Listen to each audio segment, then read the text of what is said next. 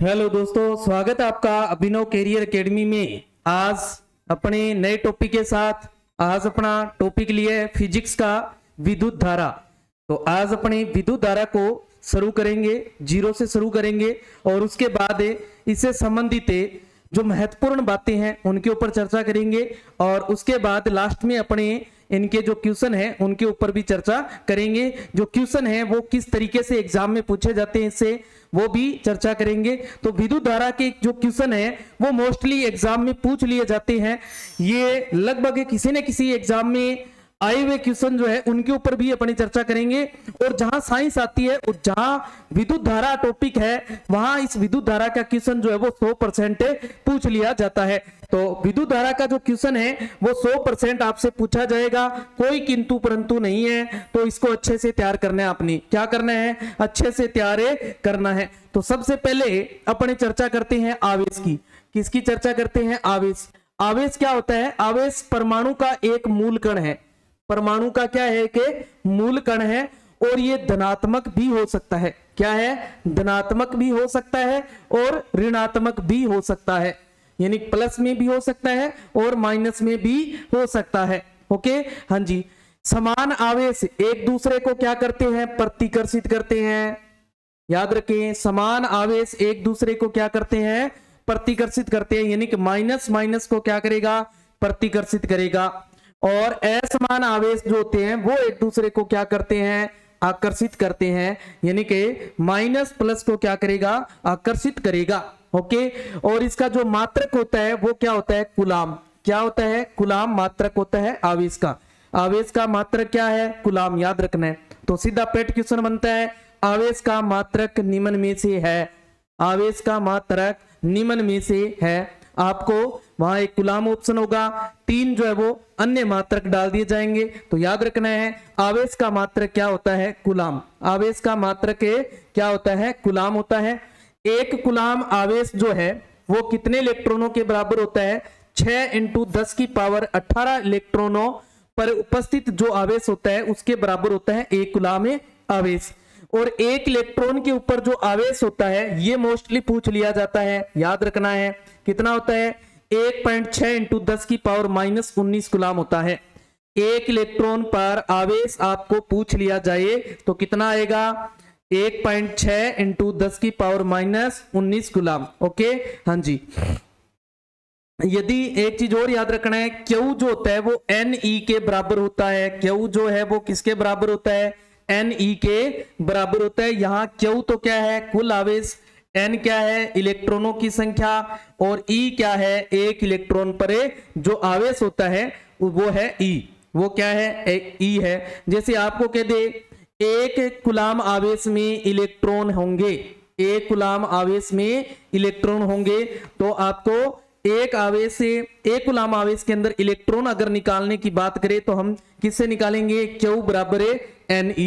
Q बराबर है Ne, याद रखना है। ओके, हाँ जी। अब चलते हैं अपनी विद्युत धारा पर। क्या आ गया? विद्युत धारा। विद्युत धारा हम 2 तरीके से पढ़ सकते हैं। पहली बात तो क्या है? किसी भी विद्युत परिपथ में किसी बिंदु से इकाई समय में गुजरने वाले आवेश की मात्रा को विद्युत धारा कहते हैं। जिस परिपथ में से विद्युत धारा प्रवाहित होती है उसे हम क्या बोलते हैं? विद्युत परिपथ बोलते हैं। क्या बोलते हैं? विद्युत परिपथ। दूसरा आप इस तरीके से याद रख सकते हैं, आवेशों के प्रवाह की दर को ही क्या कहते हैं? विद्युत धारा कहते हैं। आवेशों के प्रवाह की दर को ही हम क्या बोलते हैं? विद्युत धारा बोलते हैं। यदि मान लो कि किसी भी बिंदु से Q आवेश t समय में गुजारा जाए तो जो धारा है वो क्या होगी? तो धारा जो है वो क्या होगी? I बराबर Q बटा T होगा। क्या होगा? Q बटे में T होगा। याद रखना है। धारा का सूत्र आपसे पूछ लिया जाएगा, विद्युत धारा का निम्न में से सूत्र है, तो निम्न में से कौन सा सूत्र है? I बराबर Q बटा T। या आप याद रख सकते हैं विद्युत धारा बराबर क्या होता है? विद्युत धारा बराबर है आवेश बटा Q। आवेश बटा समय। आवेश यानी Q और समय यानी के T। ओके, हाँ जी। तो जिस तरीके से हम देखते हैं कि जैसे उष्मा जो है, उष्मा जो है वो ऊष्मा की जो प्रवाह की दर जो होती है ना, वो ऊष्मा धारा होगी। जल के प्रवाह की दर जो है वो क्या होगी, जल धारा होगी। ऐसे ही जो आवेशों के प्रवाह की दर है वो क्या होती है, विद्युत धारा होती है। दर शब्द आए तो साइंस में याद रखना है, दर का मतलब होता है समय से भाग देना। क्या मतलब होता है, समय से भाग देना। तो हमने समय का क्या कर दिया, इसमें देखो भाग लगा दिया। क्या लगा दिया, समय से भाग लगा दिया। तो सिंपल सी बात है, याद रखना है। विद्युत धारा क्या होता है, आई। किससे लिखते हैं इसको, आई से। आई बराबर क्या होता है, क्यू बटे टी। क्यू क्या है, आवेश, और टी क्या है, समय। ओके, हाँ जी। नेक्स्ट चलते हैं। इसमें अगर विद्युत परिपथ में किसी समय बिंदु टी से, यानी कि बिंदु से टी समय में n इलेक्ट्रॉन गुजारे, तो टी समय में n ई आवेश उस बिंदु से गुजरेगा। अतः विद्युत धारा जो आवेश है वो अभी बताया मैंने कितना होता है, 1.6 इंटू 10 की पावर माइनस 19 गुलाम होता है। एम्पियर, गुलाम प्रति सेकंड। एक एम्पियर, जो एम्पियर होता है वो किसके बराबर होता है, गुलाम प्रति सेकंड के बराबर होता है। किसके बराबर होता है, गुलाम प्रति सेकंड के बराबर होता है। और जो विद्युत धारा है इसका जो मात्रक होता है वो पूछ लिया जाता है। तो विद्युत धारा का जो मात्रक है वो क्या होता है, एम्पियर होता है। क्या होता है, एम्पियर होता है। यानी कि आंद्रे एम्पियर, किसने, आंद्रे एम्पियर ने इसके बारे में बताया था। इसलिए इसको सम्मान देने के लिए जो विद्युत धारा का मात्रक है वो क्या रख दिया गया, एम्पियर रख दिया गया। क्या रख दिया गया, एम्पियर रख दिया गया। ओके,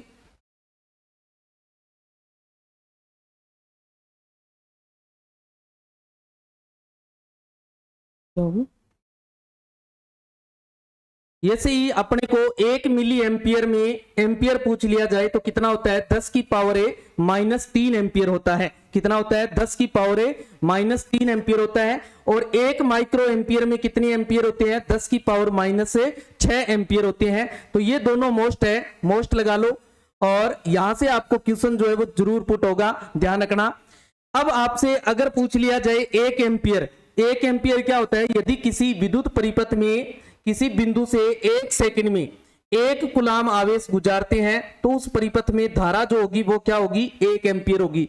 यानी कि आवेश भी क्या कर दें, 1 कूलाम, और समय भी क्या कर दें, 1 सेकंड। तो देखो 1 में 1 का भाग लगाएंगे तो क्या आएगा, 1 एम्पियर। क्या आ जाएगा, 1 एम्पियर। तो 1 एम्पियर किसके बराबर होता है, 1 कूलाम आवेश बटा में 1 सेकंड, जो समय आ जाएगा अपना, 1 सेकंड क्या आ जाएगा, समय आ जाएगा। वो किसके बराबर होगा, 1 एम्पियर के बराबर होगा।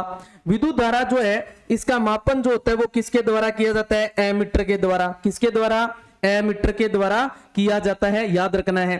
विद्युत धारा का जो मापन है वो किसके द्वारा किया जाता है, एमीटर के द्वारा किया जाता है।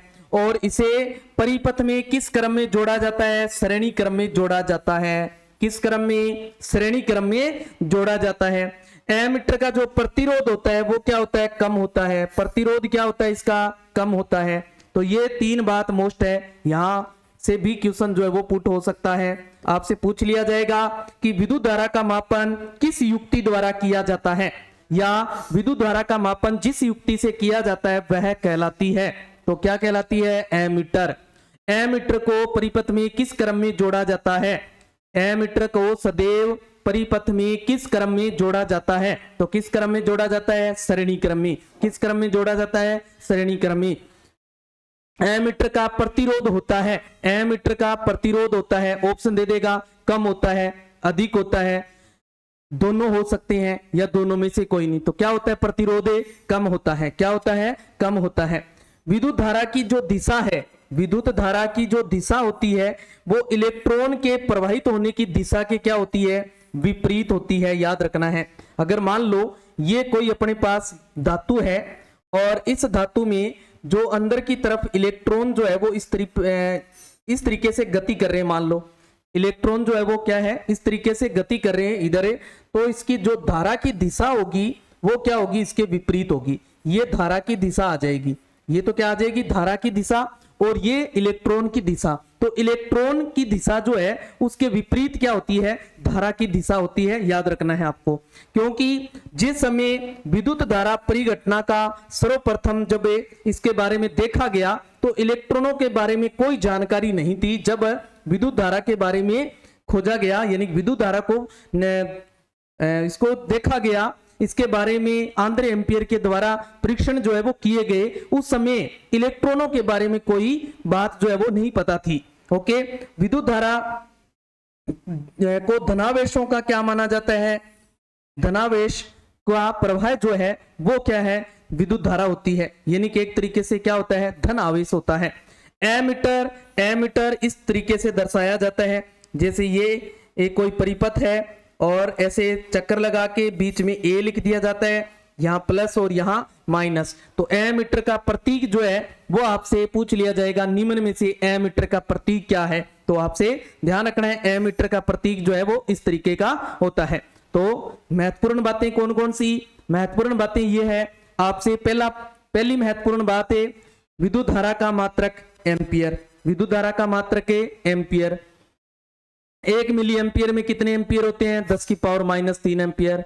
1 माइक्रो एम्पियर में कितने एम्पियर होते हैं, 10 की पावर -6 एम्पियर। दूसरा, विद्युत धारा का मापन जिस युक्ति से किया जाता है वह है एमीटर। एमीटर को सदैव किस क्रम में जोड़ा जाता है, श्रेणी क्रम में जोड़ा जाता है। एमीटर का प्रतिरोध होता है कम या अधिक, तो क्या होता है, कम होता है। धारा की दिशा इलेक्ट्रॉनों की दिशा के क्या होती है, विपरीत, क्या होती है, विपरीत। इसके अलावा एमीटर का जो प्रतीक है वो क्या होता है, इस तरीके का प्रतीक होता है। ओके, हाँ जी, नेक्स्ट चलते हैं। नेक्स्ट आ जाता है अपना विद्युत विभव और विभवांतर, विद्युत विभव और विभवांतर। तो सबसे पहले हम देखते हैं विभवांतर, क्या देखते हैं, विभवांतर। जैसे मान लो यहां पर कोई एक बिंदु है, ए बिंदु, क्या है, ए बिंदु, और यहां कोई दूसरा बिंदु है बी, क्या है, बी बिंदु है।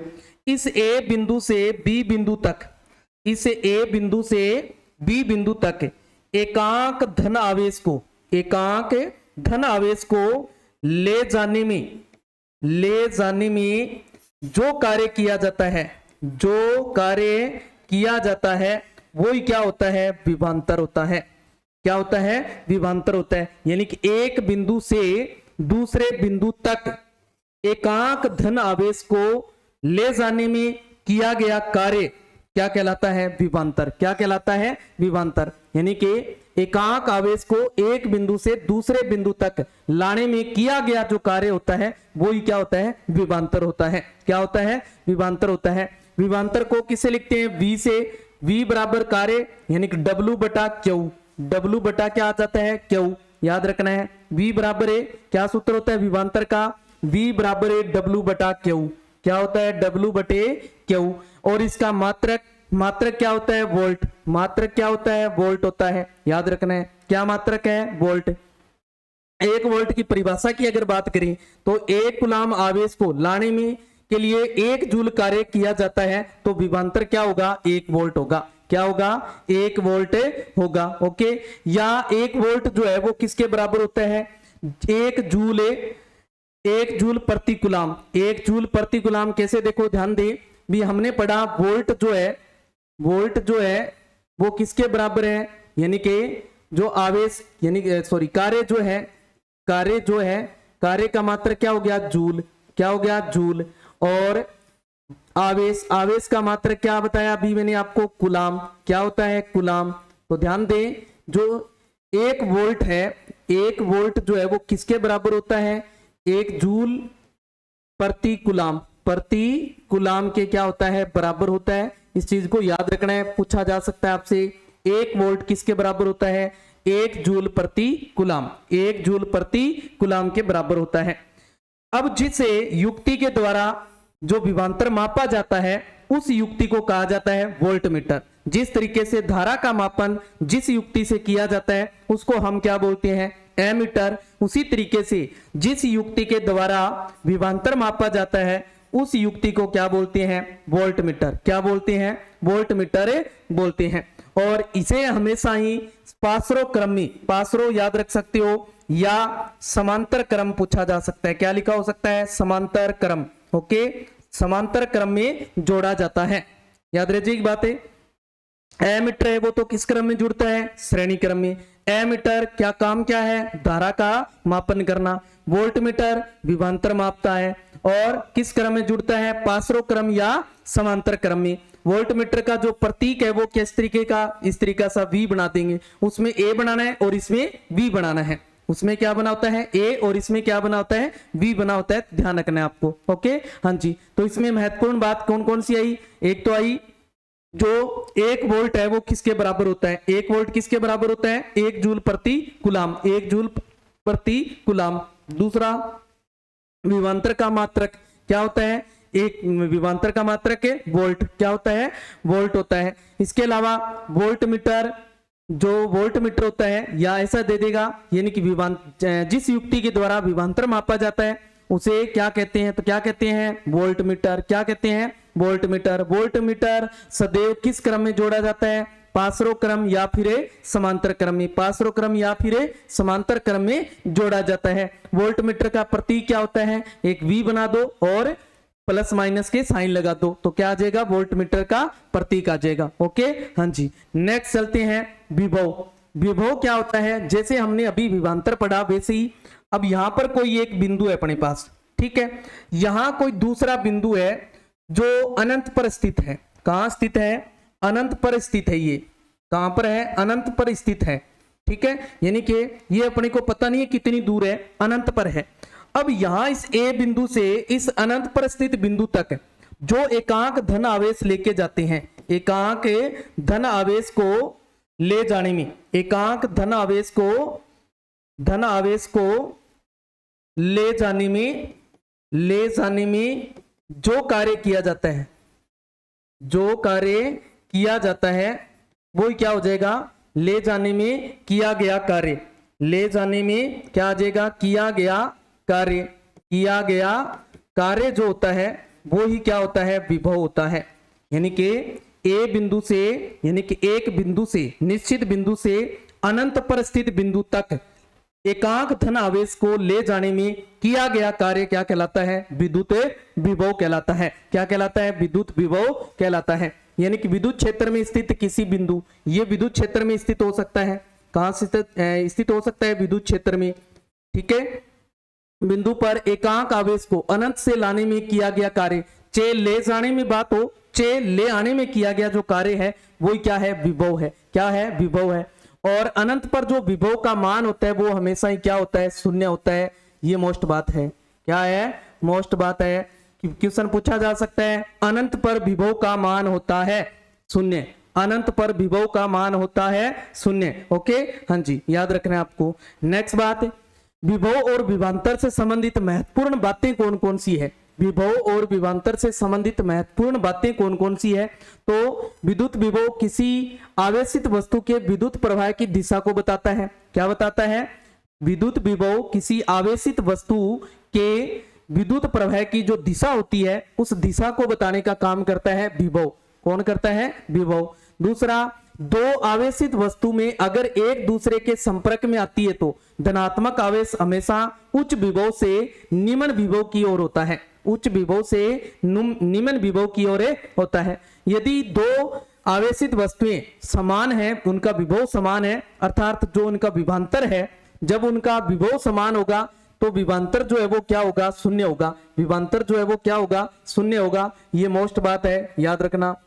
जब दो वस्तुओं का विभव समान हो तो विभवांतर होगा शून्य। क्या होगा, शून्य। ओके, ये दोनों वस्तुएं विद्युत संपर्क में है तो इनके मध्य किसी प्रकार का आवेश या धारा जो है वो प्रवाहित नहीं होती है। महत्वपूर्ण बात। दूसरा, सेल जो है, सेल क्या होता है, एक सरल युक्ति है जो विभवांतर को बनाए रखती है, जो क्या करती है, विभवांतर को बनाए रखती है। और विद्युत धारा हमेशा उच्च विभवांतर से निम्न विभवांतर की ओर ही जाती है। विद्युत धारा जो होती है वो हमेशा ही उच्च विभवांतर से निम्न विभवांतर की ओर ही जाती है। ये बातें याद रखनी है। नेक्स्ट बात है ओम का नियम। क्या आ जाता है, ओम का नियम।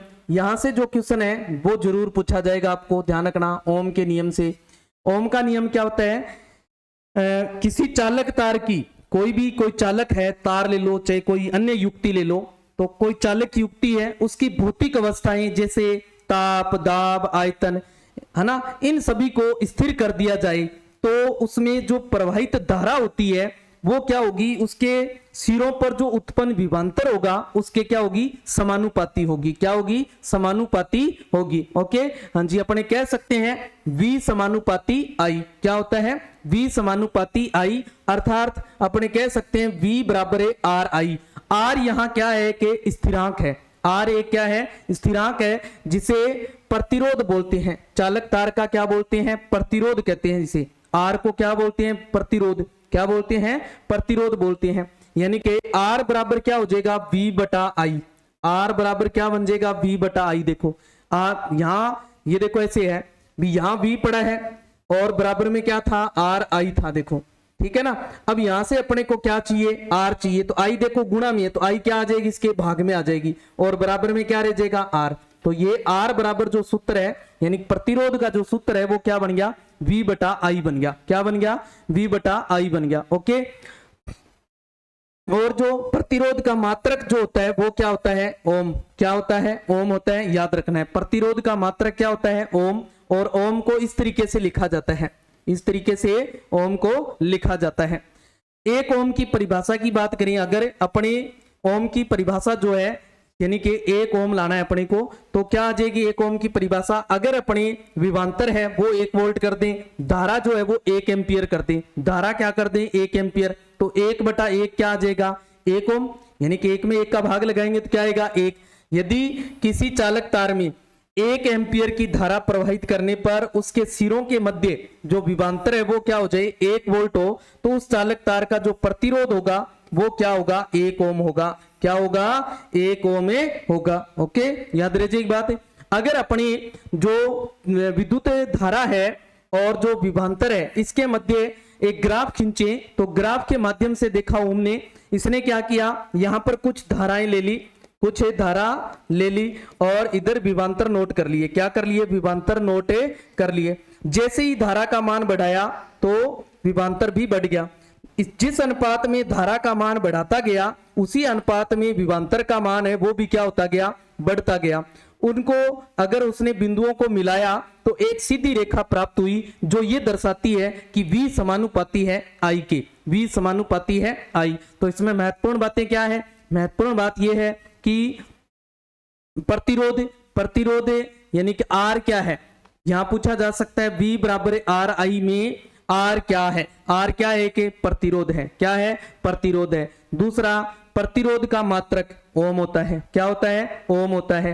एक अगर यदि किसी चालक तार में 1 एम्पियर की धारा प्रवाहित करने पर उसके सिरों के मध्य 1 वोल्ट विभवांतर उत्पन्न होता है तो उस चालक तार का प्रतिरोध होगा 1 ओम। क्या होगा, 1 ओम। तो ये पूछा जा सकता है, ध्यान रखें, क्या होगा, 1 ओम होगा। ओके, हाँ जी।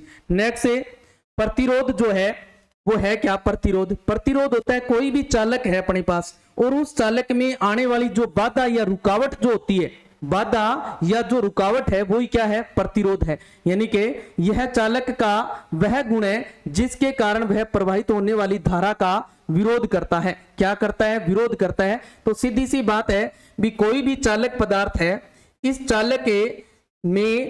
चालक में आने वाली जो बाधा है, आने वाली बाधा या अपने रुकावट कह सकते हैं, बाधा या जो रुकावट होती है वो ही क्या होता है, प्रतिरोध होता है, प्रतिरोध होता है। ओके, याद रह जाएगी, कोई भी चालक है उसमें धारा प्रवाहित करवा रहे हैं लेकिन उसके अंदर कोई बाधा उत्पन्न हो रही है या रुकावट आ रही है ना, तो वो क्या हो जाएगा, प्रतिरोध। वो क्या हो जाएगा, प्रतिरोध। और प्रतिरोध का अभी मात्रक बताया मैंने, क्या होता है, ओम होता है। क्या होता है, ओम होता है।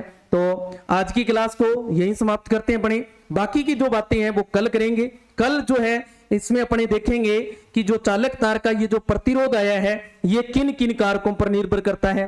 कल हम क्या क्या पढ़ने वाले हैं, देखो कल हम बात करेंगे, एक तो चालक तार का प्रतिरोध, चालक तार का प्रतिरोध जो है, प्रतिरोध ये किन किन कारकों पर निर्भर करता है, किन किन कारकों पर निर्भर करता है, किन किन कारकों पर निर्भर करता है, निर्भर करता है, इसके ऊपर चर्चा करेंगे पहली बात। दूसरी बात हम चर्चा करेंगे, दूसरी बात जो है हम चर्चा करेंगे इसमें जो प्रतिरोधकता एक नया निकल के आएगा, प्रतिरोधकता। जैसे ही हम कारकों के ऊपर चर्चा करेंगे तो एक प्रतिरोधकता आ जाएगा, जिसे अपने विशिष्ट प्रतिरोध भी बोलते हैं। क्या बोलते हैं? विशिष्ट प्रतिरोध भी बोलते हैं। इस विशिष्ट प्रतिरोध के ऊपर भी चर्चा करेंगे कल अपने। तीसरा हम चर्चा करेंगे, अगर जो प्रतिरोध है, ये जो प्रतिरोधक जो है, इनका संयोजन है वो देखेंगे। क्या देखेंगे? इनका संयोजन देखेंगे। संयोजन जो होता है वो दो तरीके का है, एक श्रेणी क्रम संयोजन है और एक समांतर क्रम संयोजन है। एक तो श्रेणी क्रम संयोजन है और एक समांतर क्रम संयोजन है। इसका तुल्य प्रतिरोध जो है वो निकालना सीखेंगे हम। क्या सीखेंगे? तुल्य प्रतिरोध जो है वो निकालना सीखेंगे। श्रेणी क्रम और समांतर क्रम दोनों से तुल्य प्रतिरोध जो है ज्ञात करने के अलग अलग जो सूत्र है उनके ऊपर अपनी चर्चा करेंगे। इसके बाद हम चर्चा करेंगे कल विद्युत शक्ति के ऊपर। किसके ऊपर? विद्युत शक्ति के ऊपर भी चर्चा करेंगे कल अपने। विद्युत शक्ति के ऊपर चर्चा करेंगे। तो कल इन टॉपिक के ऊपर चर्चा करेंगे। तो इनसे महत्वपूर्ण जो बातें हैं, ये महत्वपूर्ण टॉपिक है। यहां से भी क्वेश्चन जो है वो 99% जो है क्वेश्चन जो है वो यहां से आने वाला है। तो कल की क्लास महत्वपूर्ण क्लास होने वाली है, तो कल की क्लास देखना न भूलें। इस क्लास को ज्यादा से ज्यादा शेयर करें ताकि कल जो है इस क्लास में सभी बच्चे उपस्थित हों। तो आज के लिए धन्यवाद। जय हिंद, जय भारत।